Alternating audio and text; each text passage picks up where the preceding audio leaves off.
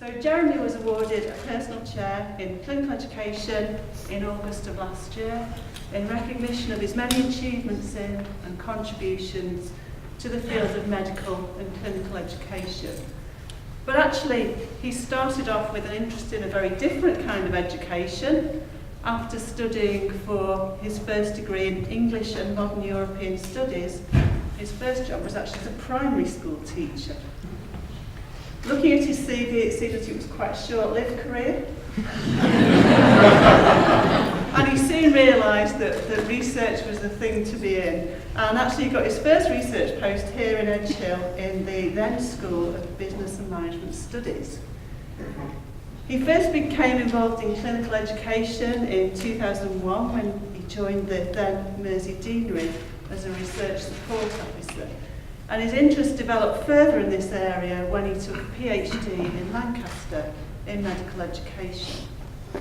He subsequently moved back to Edgehill into the then Faculty of Health, where he again took up a research post which was again part funded by the Deanery.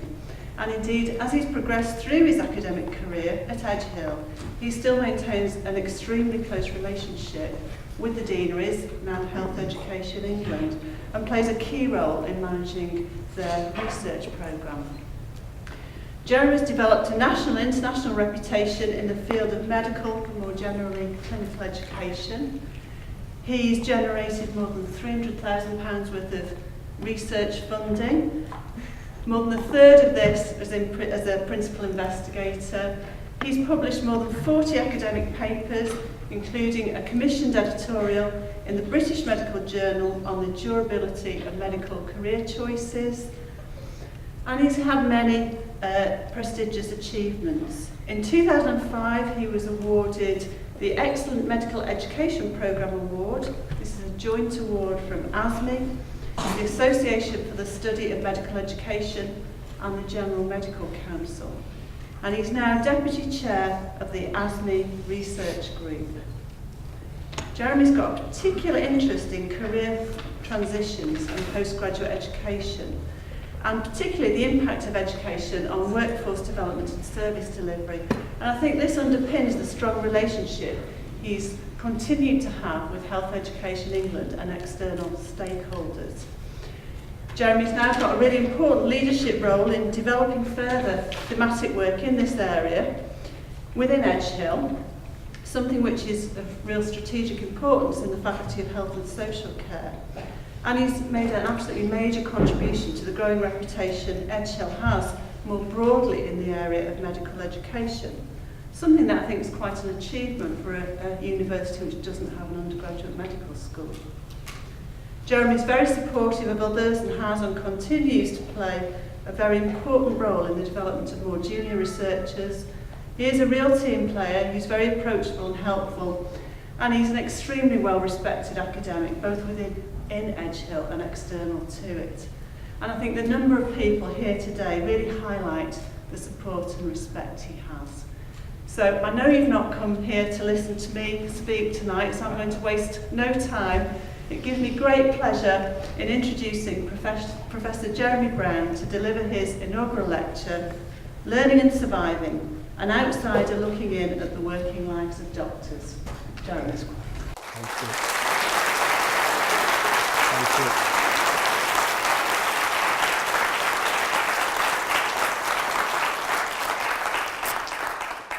Thanks, Claire. Thanks everyone for coming.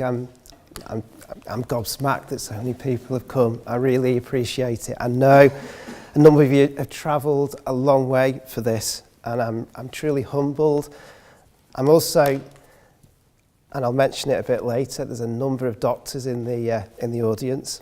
So I'm truly humbled you've come to listen to me talk about the working lives of doctors when I'm not one myself. I've sought the advice of those who've been in my shoes and given this kind of talk before, and the consistent message is, enjoy it. So I fully intend to enjoy this occasion, because I have to admit, I've been reflecting on this, and this is really some event that I'm very proud of. So I hope I do it justice, and I hope mainly that you enjoy it. So my main intention this evening is you enjoy the next 50 minutes or so. I want to really get over how much and capture how much I'm absolutely intrigued, fascinated by the working lives of doctors. And I hope what's going to come over to you is how much I'm driven not only to learn about the working lives of doctors, but what we can do to actually contribute to support doctors in training as they move through their careers into general practice and hospital consultants. And it can't be lost on us, really, ahead of this lecture, in that the headlines in terms of junior doctors and in terms of the junior contract, etc., that it's very much in the public domain at the moment about the working lives of doctors. And I'm also very aware that my students, I like to sort of try and nurture in them a healthy cynicism when it comes to critical reading and their critical writing. So if I am slightly critical of the medical profession, I want to underpin it right from the start to say that as a society, if we don't, we absolutely have to value doctors, we have to value health professionals across the board, and also we've got to make doctors feel valued themselves. They need to feel valued. So that's, I suppose, one of the key messages I want to get over this evening. So I should also say, if I'm making some serious points, there's going to be some light-hearted moments as well. And those light-hearted moments, I think, will come clear as I go through this lecture. So they're the two main aims for me this evening, is we're going to look at the challenges, complexities faced by doctors through their careers, but also the more challenging bit is what can we do as researchers in medical clinical education that actually, as you can see there, make an impact on the working lives of doctors and patient care. And what I'm going to be touching upon are the methodological challenges of being able to work in this setting and actually demonstrate that any educational intervention can actually have an impact on patient care. And that's something I'll be picking up throughout this lecture. Okay, I want to at this point acknowledge and pay tribute to all those in the audience here today and those who can't make it, who help teach and lead all the professional education programs for doctors who come through Edgehill. Now, this is a conservative estimate. I'm a qualitative researcher, and I'm sure there's plenty of people in the audience who might question this number. I think a conservative estimate is there's 700 doctors, junior doctors, consultants, GPs, who come through and undertake professional education development in this faculty. I can say absolutely that 14 years ago, when I first started at Edgehill, if I went to a medical education conference and said that I was from Edgehill, the question back was, well, where's Edgehill University? I can tell you now, when I go, that Edgehill, lots and lots of people have heard about us. And although I'd like to think it's the research, it's not lost on me that it's the teaching that exists within this faculty. So that's something I really want to acknowledge. So those that don't know, we run a master's in clinical education, a master's in surgery.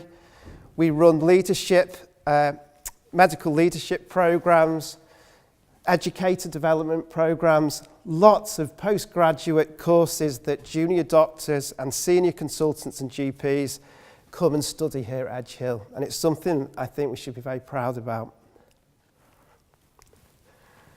Okay, Claire touched on it before, but I'm delighted to say that Professor John Sanders has retired from Sheffield University and come and working with us here at Edgehill to help me lead a research theme within this faculty on that there, improving professional practice and service delivery through education and leadership. So this is very much a lecture that focuses on the working lives of doctors, But the actual theme is wider than that. We're looking at health professional education as a whole. So I want to keep that in mind. But if we at Edgehill have a research theme like that, the answer or the question is why. If you look at Health Education England's main aim, and I think you can read that for yourselves, it says to support the delivery of excellent healthcare and health improvement to the patients and public of England, and you can read it for yourself. But it's all about making sure we've got the right number of well-prepared professionals for now and in the future. And if we can do that at Edgehill and help in terms of the support and facilitation of that, I think we can really contribute a lot within this university. Okay. Although I hope my research has been read and is taken far wider than the Northwest, I want to acknowledge that most of my data and most of my investigative work is very much within the Northwest. So Health Education England Northwest covers 45 NHS trusts. There's 4,000 doctors in training in this area. And not just the 4,000 doctors in training, but there are 1,600 staff grade associate doctors who are also employed by trusts that work in this region. I want to acknowledge and thank Mersey Deanery back then, who employed me in the first place.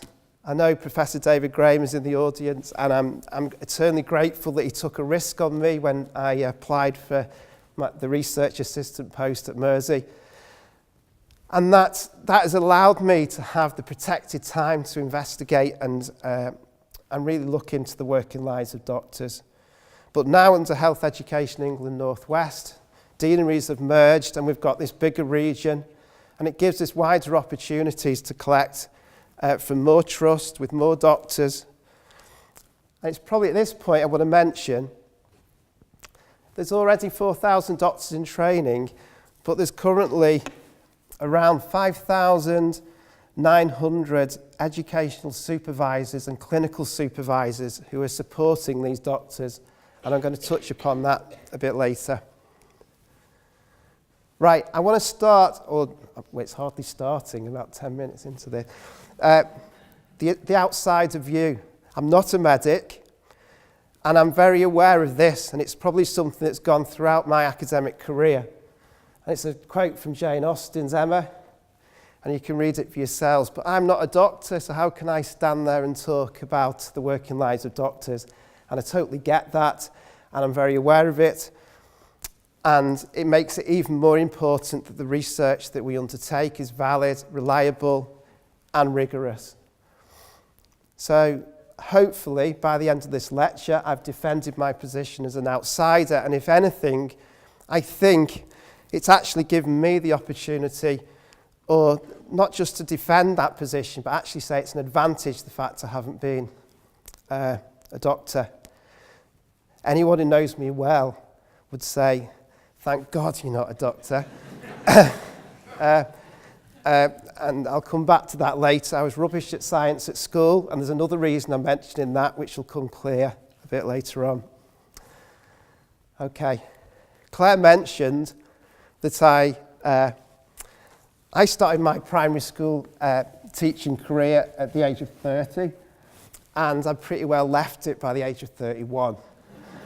So, and again, ahead of this lecture, I've been reflecting on that, and there's one episode I'll mention where the head teacher of the school had arranged to observe me as a year 4 primary school teacher. And it was a maths lesson, and the maths lesson wasn't going well. And about 5 minutes before the end of the lesson, she got up and left the room, and nothing was ever said. Now, and I'm going to touch upon it, feedback, debriefing, all the things that should support, in that case, a primary school in difficulty, but maybe bringing it forward to doctors in difficulty, actually facilitating and allowing trainees the chance to articulate and talk about their concerns as a new professional is absolutely vital. And that probably drives my research to some extent. So what might have seemed barriers when I started working in this area it soon became clear to me it wasn't a barrier at all. Because I think as a non-medic, I wasn't a threat to anyone. People tended to open up. I'm very privileged that very senior doctors, more junior doctors, have really opened up to me about their insecurities as a doctor.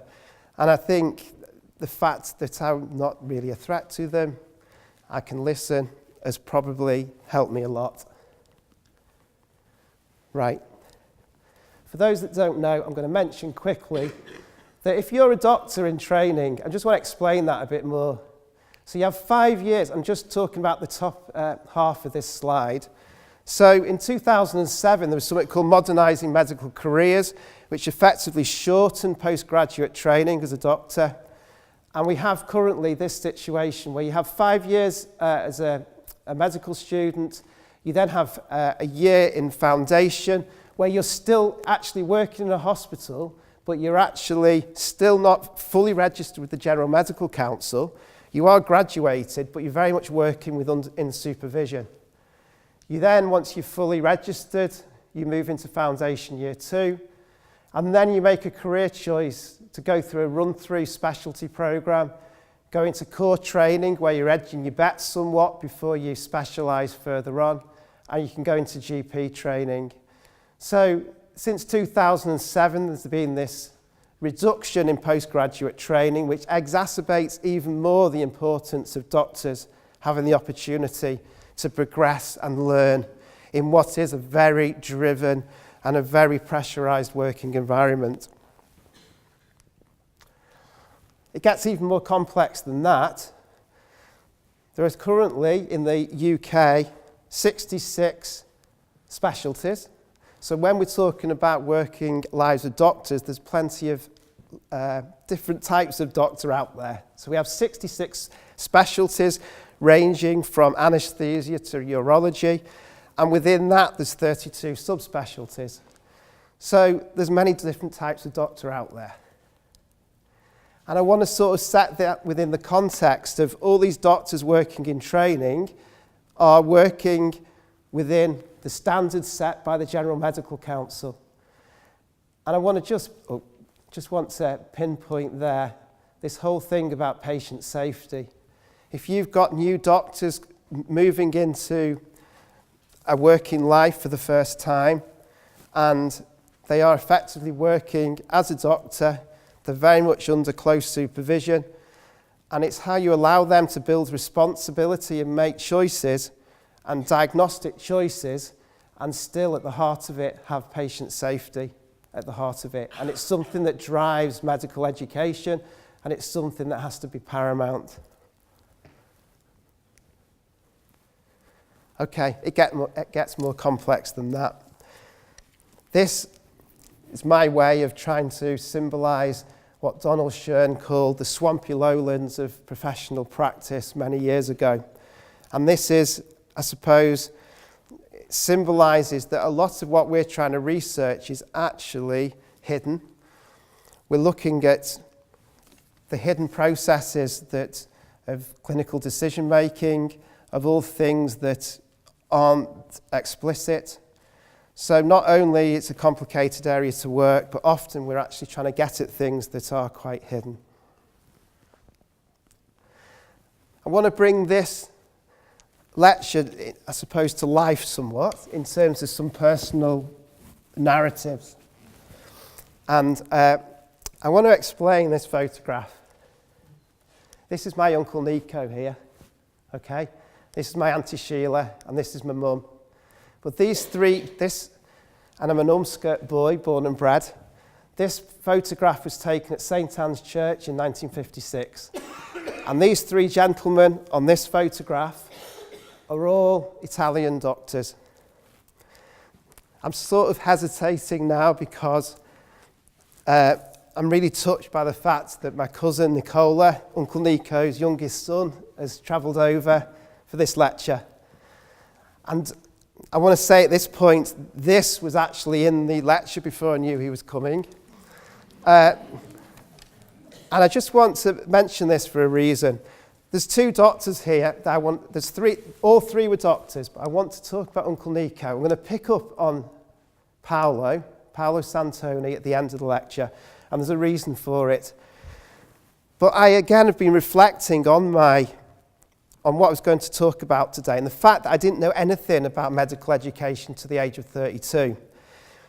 And apart from being a patient, this was really the only doctor, these two doctors were the only doctors that I knew. Uncle Nico was a general surgeon in Pisa, and Paolo was a plastic surgeon. And they trained together, they were best mates, they travelled, they learnt about medicine, they both loved medicine, and I really mean that, they were passionate about medicine. But from a personal point of view, I was quite scared of Uncle Nico growing up. But I want to mention something about Uncle Nico. He was a bit of a rebel. He didn't like the department he worked in. And I'll give you an explanation. He once went to Copenhagen with Paolo to learn a new cardiology technique. And he was really frustrated because when he came back to Pisa, his department, his professor, wouldn't let him bring in these new techniques. And Auntie Sheila, who passed away in the mid-1980s, she told my mum that when he used to come home from work, if you checked his jacket pockets, they were shredded to pieces because he was so stressed out by the department he worked in. And he lived, his whole life was in Pisa. His life outside medicine meant that he was never going to travel. He was not prepared to move from his department, and he lived with that. But he loved medicine, and I'll come back to it. This is him in retirement. He loved his farm. I was very lucky. I spent 6 months on his farm in 1988. And you know what? He never talked about his medical career to me at all, apart from one moment where he did talk about appendicitis, and I can't remember quite why, but anyway, yeah. Okay, this is me on his farm in 1988. Let's move on. Okay. Right, I'm bringing this back to a paper I wrote in 2007 with David Graham, Tom Chapman, who's in the audience, and also Andrew Sackville, who can't be here today. I know it's not very clear, but I just want to read out the conclusion from the paper in medical education. Okay, it says, without the support of senior colleagues who can help the new doctor reflect on quite difficult and uncertain situations, new doctors will almost certainly perceive their first year of the new foundation programme as a survival exercise. If new doctors are working in an environment where their learning is properly facilitated, they are more likely to recognise their progress in their professional development and, I can't read it now, and more proactive in addressing the concerns about professional expectations. There's a frustration here in that I think, if anything, despite a lot of good work that's going on, and because of the way the NHS is and the pressures on service delivery, that these conclusions are just as clear now and as relevant as they were in 2007. So, and I suppose what the key principle to this is that doctors are to learn in post and learn through actually service delivery. However you talk to doctors, and it still happens now, junior doctors, there seems to be a disconnect between service delivery and learning opportunity. And I can't quite get my head around it, but what might seem to be all the learning opportunity for a non-medic like me, there's a lot of frustration that they're too busy sort of firefighting to actually learn and progress, and it's something we have to be aware of. There's another change of gear here. Okay.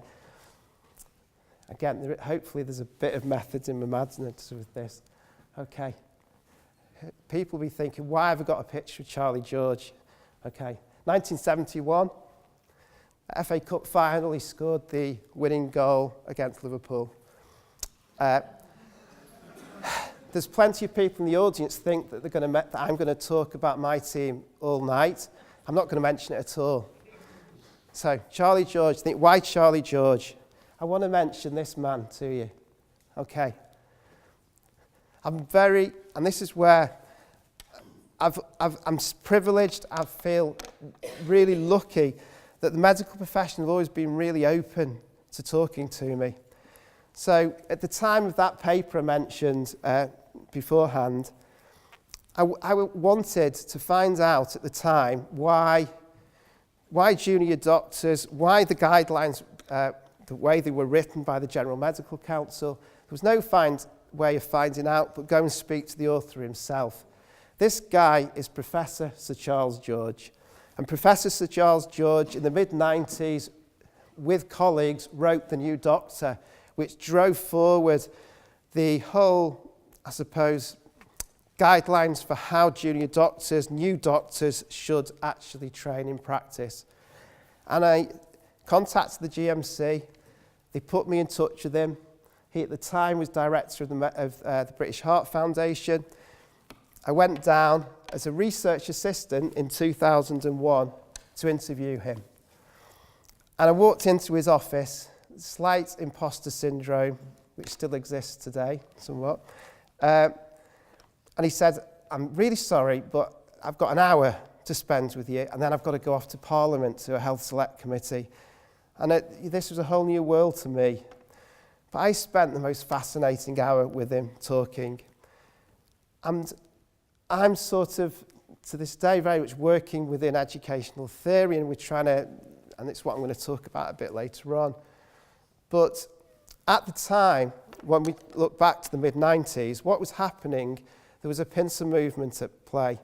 You had specialist training at the end of training, and you had a big push to review, or to not revolutionise, but change medical schools.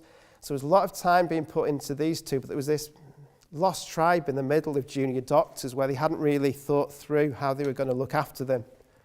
And what happened is he went with his inspection teams round the country, seeing how the document Tomorrow's Doctors about medical schools was actually being implemented in practice. And what happened when he went round, he was coming across every time that he went to an inspection really, really unhappy junior doctors, new doctors. So I'm just going to put a quote up that he talked about one particular visit. You can read that.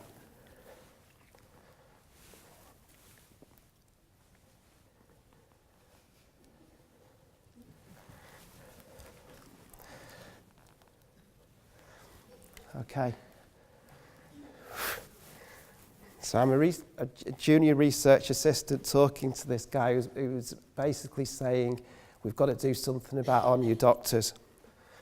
And it was actually a book in mid-90s about becoming a new doctor, and they wrote this.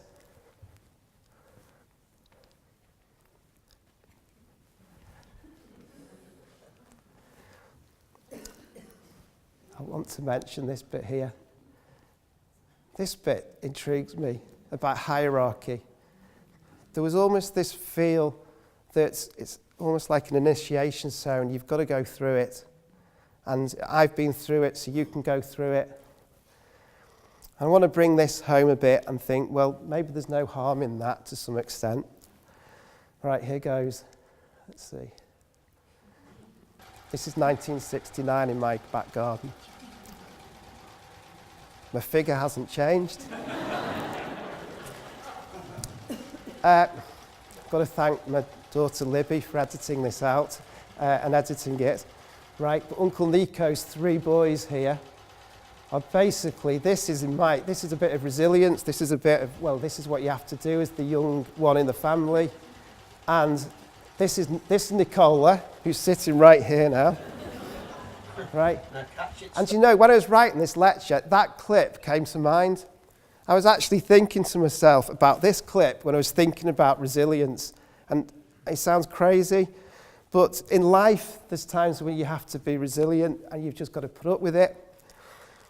But I want to bring it back to these three boys again. Okay? Uncle Nico said to his three boys, you can do whatever you want in your life, but you're not to go into medicine. You know, I've talked to two of my cousins about it who verified that he didn't want his own sons to go into medicine. For someone who was passionate about medicine, he almost seemed damaged by it, and he didn't want his sons to go through what he went through. So we'll move on from 1969. Okay. I suspect David Gray might know this story, but thinking about me not being very good at science at school, in 2001, 2002, I went to interview a very senior consultant about his views on new doctors and supervision. And I walked into a big office, and I'll say from the outset, I love working with medics, but this was a challenging one. And I walked in, he didn't look at me, and he says, why are you here? So I explained why I was here. He said, right, get on with it. Never looked at me, shuffling papers.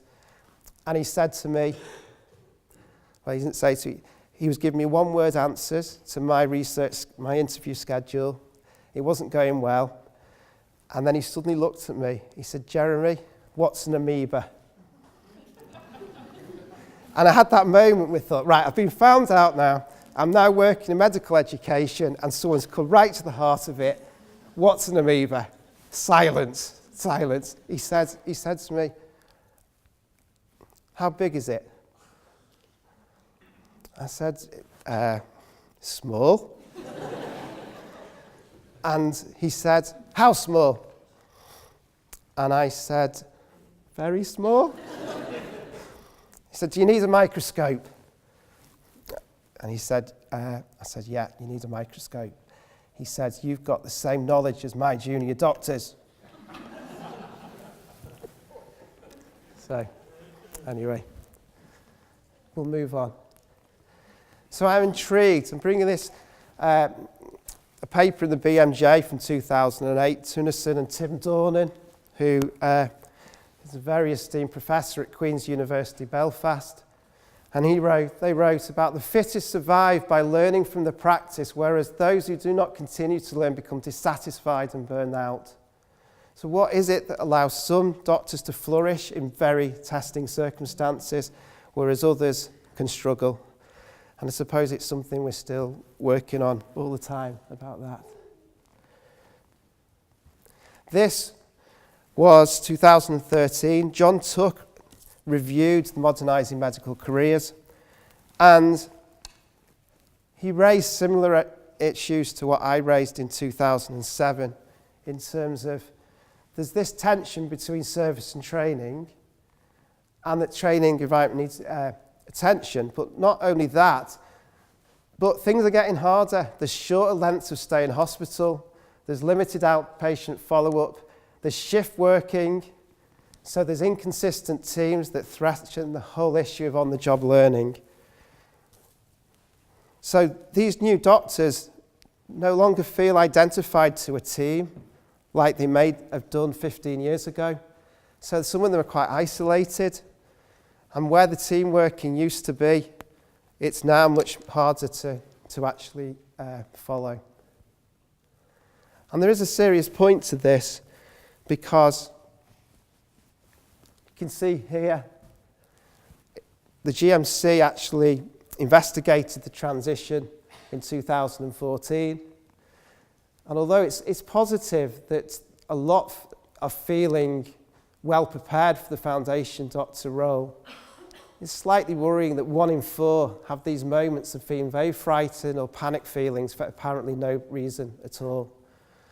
And if it goes back to that issue of patient safety, that 13.6% feel forced to cope with clinical problems beyond their competence or experience on a daily or weekly basis.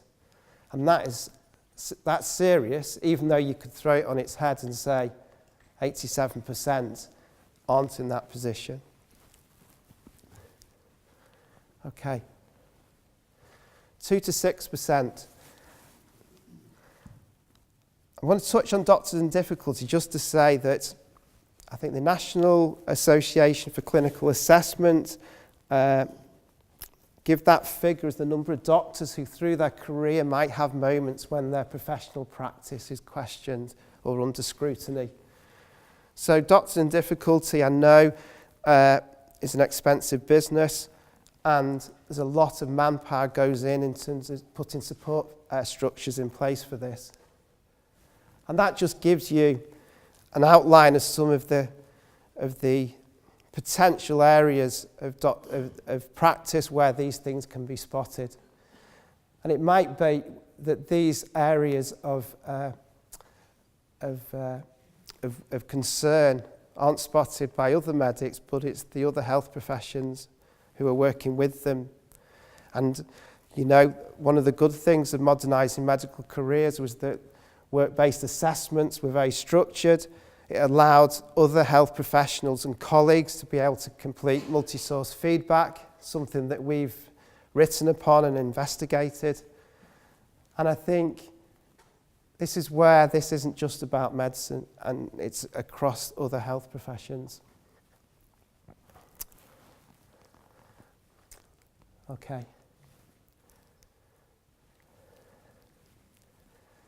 A serious point and a less so serious point. I want to talk about confidence versus doubt.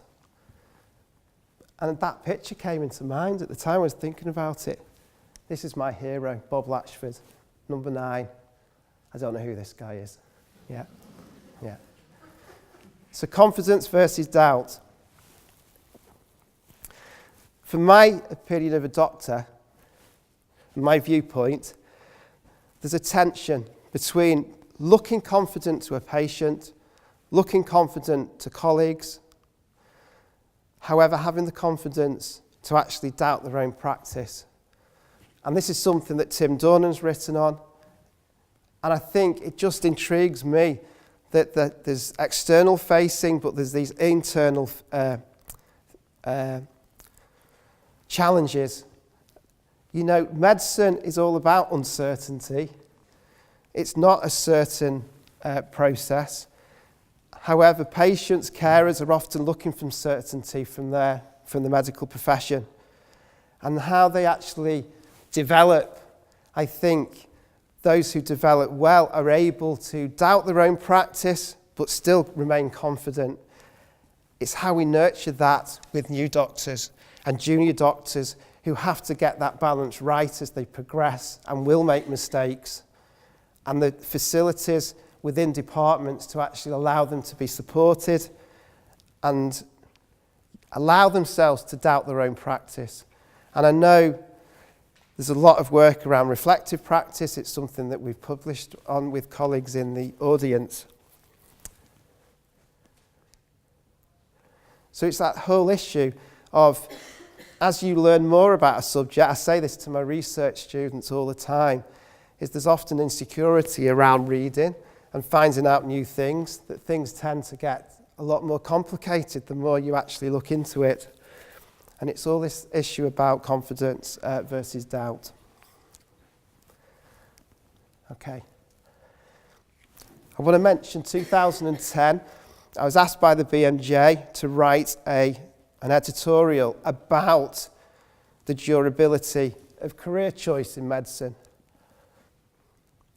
And again, this was a moment in my career where I thought, I'm a non-medic, I'm at Edgehill University, and the BMJ have asked me to write a paper on medical careers. It was a moment in my academic career where I suddenly thought, wow, you know, I'm being accepted to work in this area, and the BMJ have asked me. And really what I was trying to get over in that article which accompanied a big piece of research done at Oxford Careers Medical Careers Group. My main message was, if you're shortening training and you're pushing doctors to make earlier career choices, which the evidence says are made by actually having the opportunity to learn in practice, that you just have to have flexibility in the system, going back to that slide before about training, where doctors can come off a specialty at one of those 66 and move over to another. And the concern was in 2010, and somewhat now too, is that there isn't that flexibility built into the system. Okay, so as well as looking at new doctors, Ben Shaw, who's in the audience, someone I've worked with for many years, David Graham, we tracked for 5 years new consultants in post in Mersey. And I suppose the main message that came from that was that these new consultants felt well prepared clinically, but were less well prepared for the managerial leadership aspects of the role. And not only that, but in terms of identity, they suddenly found that even if they were the same person, that colleagues treated them very differently once they had the title consultant. And what's quite clear is that as the doctors move through their transitions in their careers, that they're always facing that uncertainty, and uncertainty never goes. And one consultant I remember told me that they're making transitions all the time, even as a senior consultant, because the job is changing from year to year. And it comes to the so what question. And this is where I want to talk about what we want to do next. Okay? To bring this home, nearly £5 billion is spent in health professional education per year. And really, if you look at the evidence, there's actually very little evidence out there to say any of this all works. So what can we do as researchers? And what really I want to talk about briefly is about this bit here. Is what can we do to actually, or what about the impact of the health professional education on improving clinical practice and health outcomes? So methodologically that's challenging, and it's something we can hopefully work on in the next couple of years with colleagues in the audience from other universities. And I want to mention this conference that's held next month in London that I'm on the organising committee of. The chair of ASME Education Research Group has come down from Glasgow today for this lecture. I'm really grateful for. But our title, Learners versus Patients, Defining Purpose in Medical Education, just demonstrates that as an academic discipline, there's some very key questions we need to ask ourselves as a group. And that is, we can't just be looking at learners. And I know when this went out on Twitter, this caused a bit of a storm, this versus bit, because really, there shouldn't be a versus there, but we were provocative and we did it on purpose to just generate a bit of debate and a bit of interest in this particular conference. So really, we have to bring patient care into our investigations. And I don't want to touch upon it now, because this is something that John Sanders is very much developing, and it's something we're going to work with colleagues over the next year or so. But we're keen to actually investigate, not just about educational interventions and whether they work or not, because really when you go and ask people tend to say, yeah, the courses are very good, but this and this is happening in the real world, which is stopping me to actually implementing these things in practice. So we're interested in this transfer of learning to practice and how we actually get new knowledge, I suppose embedded in professional practice. I know Rakesh is at the back here. I'm going to mention the work. This is one project of his, and it's called the Epiphany. And I want to mention it because of this bit here of what we can do as researchers. So I don't know if you can read it there. But basically, there's a lot of medication errors made by healthcare professionals. Mistakes are inevitable. But a lot of those mistakes are made by junior doctors. And I know Rakesh has worked with at local level, and now this has expanded very quickly. But he's been working with groups of doctors, foundation doctors, and he's been this. I haven't got the time to go into it, but he's developed this educational intervention. It involves feedback, bespoke, very detailed feedback to junior doctors in simulated scenarios, which has demonstrated, looking at hard quantifiable data, that it's had an impact on reducing medication errors in that particular trust. And that's now being expanded across East Midlands. And we're keen at Edgehill to actually adapt that.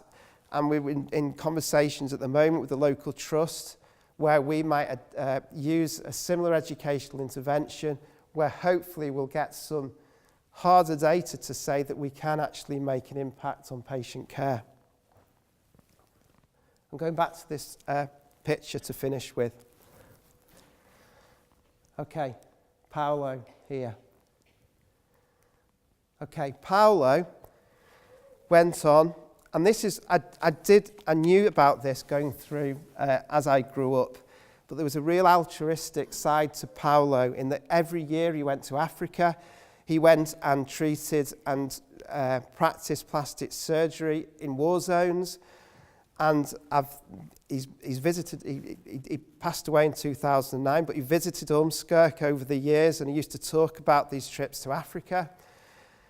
And I wanted to mention him because he wrote a book on the history of plastic surgery. And he wrote the book with a friend of his that he met in Australia called Philip Sykes. And I mention it because this book that he wrote together, Philip has been retired for 15 years, and I've contacted him ahead of this lecture to talk about it. But this book they wrote, book reviews were in Nature. For those that don't know, that is one of the top journals in the world. New England Journal of Medicine wrote a book review on it.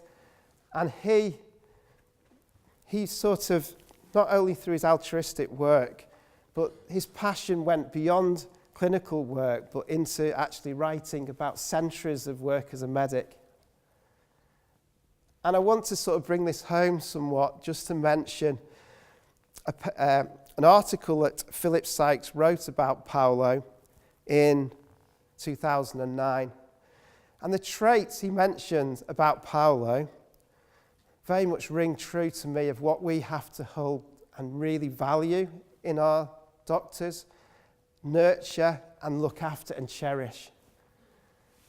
And I want to mention kindness, sympathy, understanding showed to his patients, generous personality. He was an astute clinician and skilled surgeon, and he liked to spot talented young doctors to train with him. And they became a devoted second family. And I'm talking about the way teamwork or teams or identifiable teams for junior doctors is something of the past somewhat. But this really hit home to me, this bit. And it rang true when I think about all the new consultants that I talked to.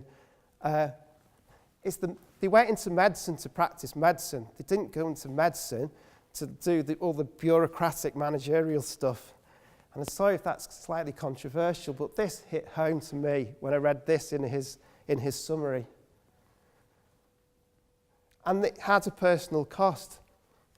If you go on to read about that article, he actually moved out of public service into the private sector after a heart attack that he put down potentially to some of the stresses, thinking back to Uncle Nico and his shredded pockets. Okay. So I want to finish for another reason why I could not have been a medic, and it's just a little nod to my dad. My dad passed away in 1998 when I was still a primary school teacher, can you believe it? And he knew nothing about the career that I was going to take on. And his favourite book was Three Men in a Boat. So I just want to finish to that. And I want to say also thanks to everyone in the Evidence-Based Practice Research Centre, Barbara, David Graham. I'm scared of missing people out, but it really has been a team effort, and I'm really, really keen to nurture research within this faculty. I want to collaborate with others because I am driven to learn more and contribute to this whole phenomenon of the working lives of doctors. And I've got to thank my family all here. Thanks for coming. Thank you.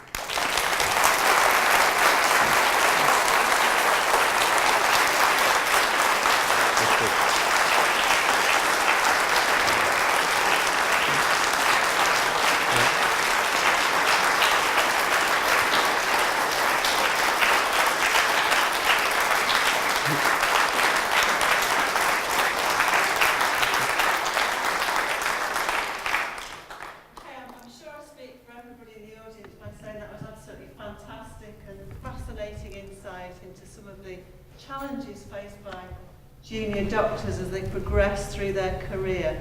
And for me it really highlighted that it's not just about giving an education to doctors, it's about giving the right education and support to help them deliver the absolute best patient care that they can. And I think that really highlights also how important the work Jeremy's doing and is helping to develop here at Edgehill. So Jeremy said he's happy to take a few questions. We've not got much time, but does anybody have any questions?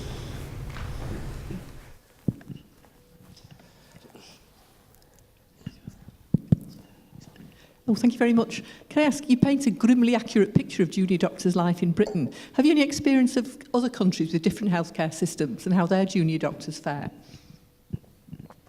That's a good question. Yeah.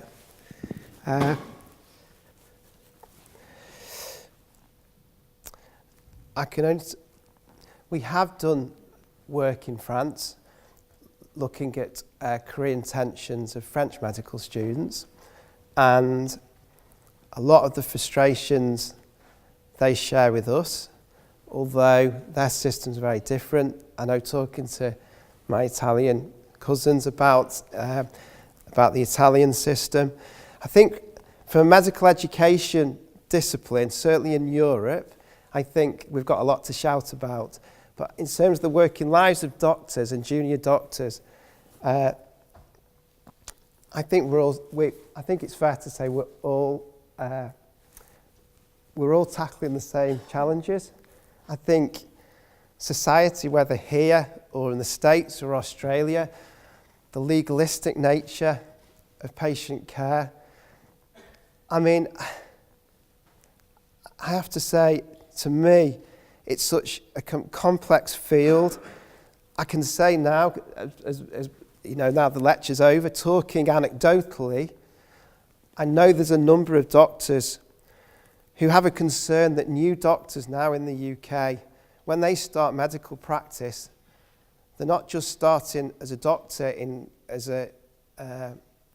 terms of a job as a medic, it's their first job ever, never mind medicine. There's a lot of people who might have reached the age of 23 who haven't yet worked any kind of job. So the actual shock of working as a doctor is absolutely intensified by the fact that these are life skills beyond medicine. But I suspect this is something that goes far beyond the UK.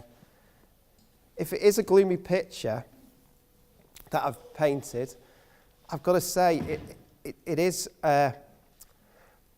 it very much, I'm not saying it's research-based, but anecdotally we're in unprecedented times in the NHS.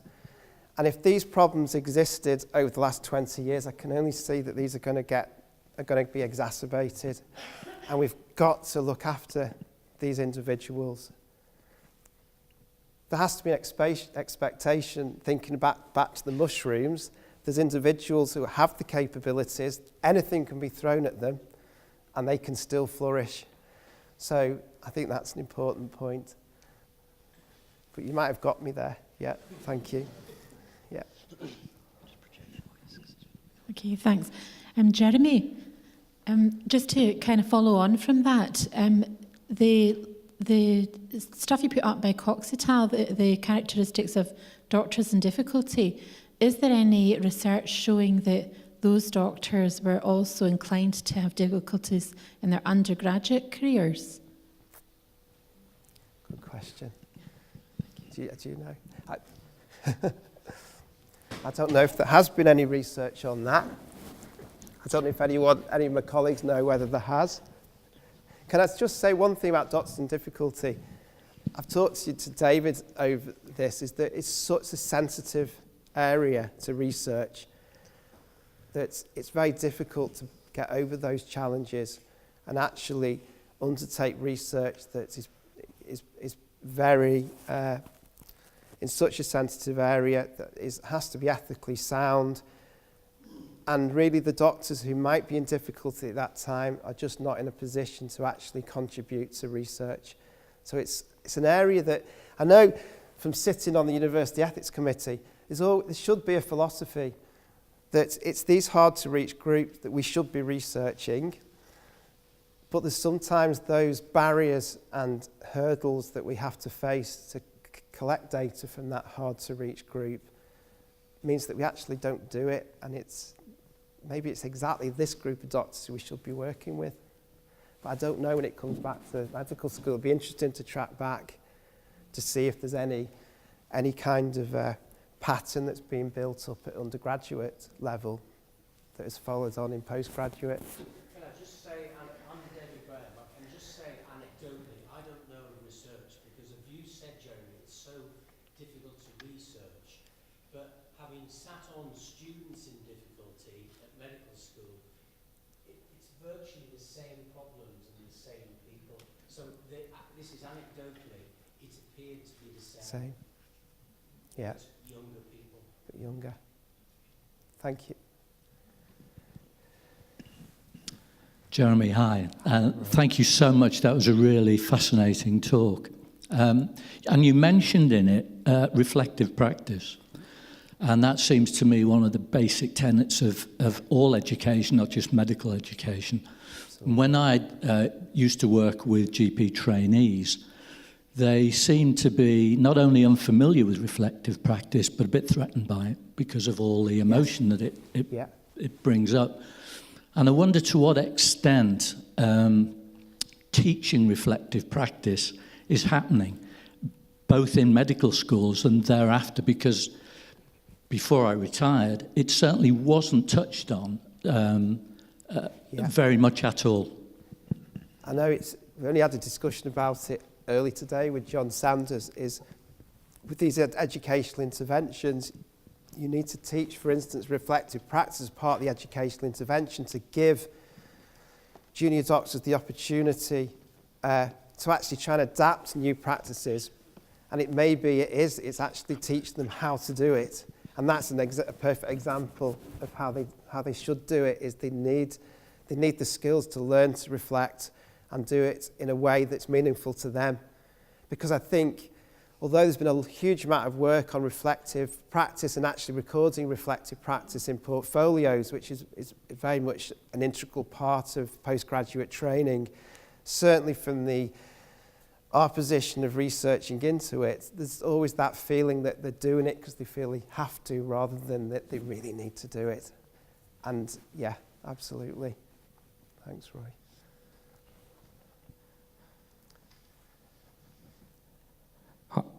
Hi, Jem. It's Rakesh. I'm not obviously from Liverpool, but I am made up for you today. I'm really proud to be here to hear you speak. I couldn't let you get away with a couple of references because, as you know, I follow the other side, the red team, and it wouldn't have escaped you that two red men were in the England team of the year. One had a left foot and one had a right foot. But there's a point to this: is that there's that adage that education is what's left with you once you've left school. And I wonder, given what you've seen in terms of the output of medical schools and the impact on working lives, how much, taking the football example, should we be actually producing footballers rather than strikers or defenders, but people that can play anywhere in a changing complex, in complexity, so on and so forth? How well do you think undergraduate medical education does produce people who are multi-footed, can play anywhere, and can navigate the complexity of 21st century NHS. I'm aware I've got a number of representatives from medical schools here, so I'm really walking a tightrope here. I'll be honest with you. I can think back, David knows him well, he's passed away now, but Ernie Gradwell, pathologist at Wiston Hospital, passionate about anatomy, did a master's in clinical education here. And he was very cynical about the research we were doing. But one thing that I remember him writing in his dissertation, that medical students were striving for excellence, not competence. So I do think there's an element of how you allow medical students to not just look for competency, but be excellent at something, because we have to say that those who get into medical school are used to being high achieving at A-level. The question to be asked is actually at that point, and thinking about Jeremy Hunt and his the extra 25% of trainees, but are we looking for other life skills than 3 A-star qualifications? That's not because I'm really bad at science or anything, but is it that we're looking for more rounded individuals? But I get the point. What you're saying is that this is a team game. We've got to look at other professions and how we can work together. Maybe that's our next research project now, Rakesh. Yeah. Thank you. I'm really conscious of time. I know there's lots more questions, but we've already gone on the hour. So I know Jeremy will be happy to answer questions over refreshments. I think you said at the beginning of your talk you wanted people to enjoy it. I'm sure I speak for everybody when I say we did very much. So I think if perhaps we could just give Jeremy one last round of applause.